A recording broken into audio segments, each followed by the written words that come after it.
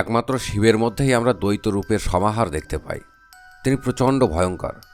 তাহলে প্রশ্ন আসে, তার সরল আর প্রসন্ন রূপ কোনগুলো এবং কেন সেগুলোর আবির্ভাব? ভয়ঙ্কর রূপগুলো ধীরে ধীরে পরিবর্তিত হতে থাকে। মানুষ এখন আর শক্তি খোঁজে না, মানুষ খোঁজে আশ্রয়।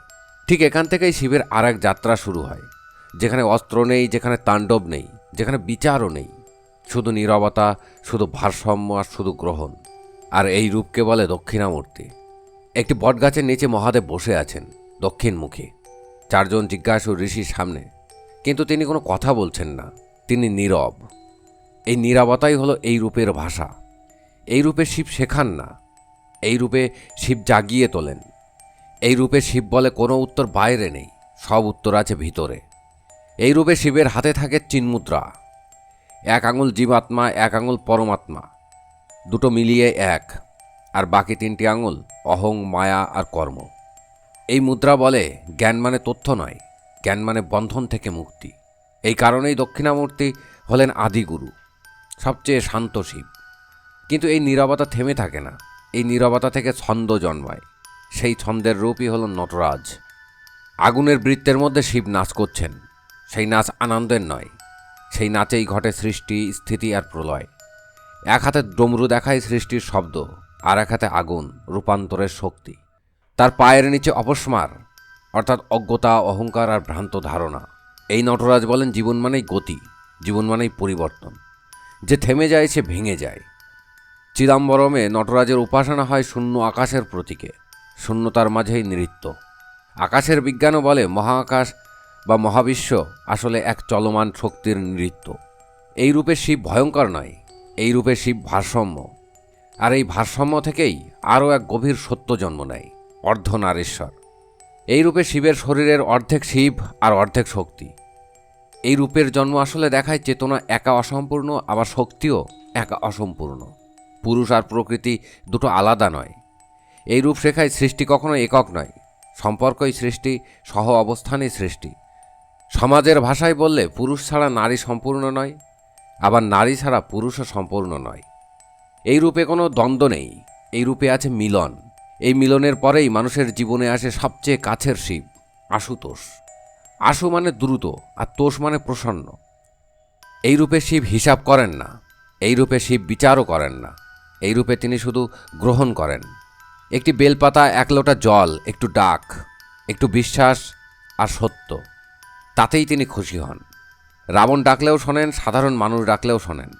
এই রূপ শেখায় ভক্তির সামনে পরিচয় বড় নয়, কিন্তু এই রূপ একটি সাবধানতাও শেখায়।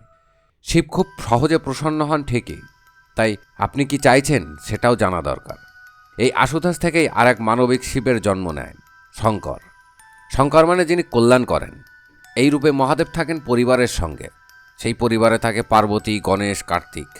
এই রূপে শিব যোগী নন, এই রূপে শিব গৃহস্থ। এই রূপ শেখায় ধ্যান আর দায়িত্ব একসাথে চলে, সংসার আর সাধনা শত্রু নয়। এই রূপে শিব দুঃখ নাশ করেন, রোগ নাশ করেন, ভয়ও নাশ করেন। এই শিব সবচেয়ে মানবিক। এই মানবিকতার মাঝেই জন্ম নেয় সবচেয়ে বড় ত্যাগ, নীলকণ্ঠ। সমুদ্র মন্থনের সময় ভয়ঙ্কর বিষ উঠে এলো, সবাই সরে যায়, কিন্তু একজন এগিয়ে আসেন, মহাদেব। তিনি বিষ পান করেন, কিন্তু গলায় আটকে রাখেন, ভেতরে নামতে দেন না। এই নীলকণ্ঠ শুধু রং নয়, এই নীলকণ্ঠ একটা দর্শন। এই রূপ বলে জীবনের বিষ গ্রহণ করতে হয়, কিন্তু সেই বিষ হৃদয়ে নামতে দেওয়া উচিত নয়। সমাজের নেগেটিভিটি, অপমান, ব্যথা সব গিলে নেওয়া যায়, কিন্তু নিজেকে বিষাক্ত করা যাবে না। এই নেগেটিভিটির মধ্যেও নিজেকে পজিটিভ রাখতে হবে। এই রূপে শিব সব থেকে বড় ত্যাগী। আর এই ত্যাগ থেকেই তিনি হয়ে ওঠেন সব জীবের আশ্রয়, পশুপতিনাথ। এই রূপে শিব শুধু মানুষের দেবতা নন, এই রূপে তিনি সব প্রাণীর রক্ষক, পশু, পাখি, গাছ, প্রকৃতি সব। এই রূপ দেখায় ধর্ম কেবল মন্দিরে নয়, ধর্ম প্রকৃতির ভেতরেও আছে। এই রূপ আজ আমাদের মনে করিয়ে দেয় পৃথিবী কারো একার নয়। আর এই আশ্রয়ের মাঝেই আর এক আশার গল্প জন্ম নেয়, সোমনাথ। চন্দ্রের ক্ষয়, চন্দ্রের অভিশাপ, চন্দ্রের আরতি, এসবই শিবের আশ্রয়। এই রূপ শেখায় পতন মানেই শেষ নয়, ক্ষয় মানেই শেষ নয়, আবার ওঠা সম্ভব।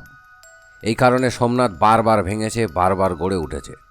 এই রূপ বলে ভাঙা মানেই হার নয়, ভাঙা মানে পুনর্গঠনের সুযোগ। এই পুনর্গঠনের মাঝেই আরও এক গভীর মিলনের রূপ আসে হরিহর, অর্ধেক শিব অর্ধেক বিষ্ণু। এই রূপ কোনো দেবতার বিভাজন নয়, এই রূপ বিভাজন কমায়। এই রূপ বলে ধ্বংস আর পালন একই চেতনার দুই কাজ। দ্বন্দ্ব মানুষের মধ্যে থাকে, সত্যের মধ্যে নয়। আর সব দ্বন্দ্ব পেরিয়ে শিব আবার ফিরে আসেন এক স্থির কল্যাণময় রূপে, সদাশিব। এই রূপে শিব পঞ্চমুখী, সব দিকে চেতনায় বিস্তৃত।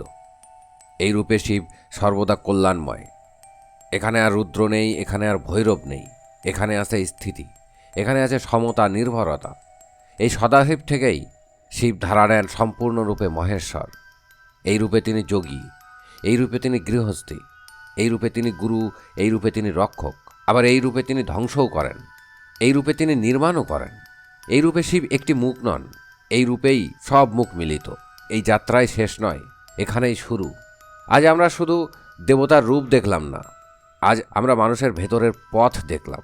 যেখানে ভয় আসে সেখানে ভৈরব, যেখানে অন্যায় দাঁড়ায় সেখানে বীরভদ্র, যেখানে মৃত্যু দেখায় সেখানে অঘোর। আর যখন মানুষ ভেঙে পড়ে তখন দক্ষিণামূর্তি, যখন মানুষ ভারসাম্য খোঁজে তখন নটরাজ, যখন মানুষ শুধু বাঁচতে চায় তখন আশুতোষ, যখন মানুষ পূর্ণতা খোঁজে তখন অর্ধনারীশ্বর, আবার যখন মানুষ সব রূপ ছাড়িয়ে যেতে চায় তখন সদাশিব। এই কারণেই মহাদেব শুধু দেবতা নন, তিনি মানুষের ভেতরের সম্ভাবনার মানচিত্র। ভয় থেকে আশ্রয় পর্যন্ত, ধ্বংস থেকে পূর্ণতা পর্যন্ত এই যাত্রার নামই শিব। আশা করি এই এপিসোড আপনাকে শিব সম্বন্ধে একটা সম্পূর্ণ ধারণা দিয়েছে। আর যদি এই ভিডিও ভালো লাগে তাহলে অবশ্যই লাইক, কমেন্ট, শেয়ার, সাবস্ক্রাইব করতে ভুলবেন না। দেখা হবে পরের ভিডিওতে। ততক্ষণ ভালো থাকুন, সুস্থ থাকুন। ধন্যবাদ।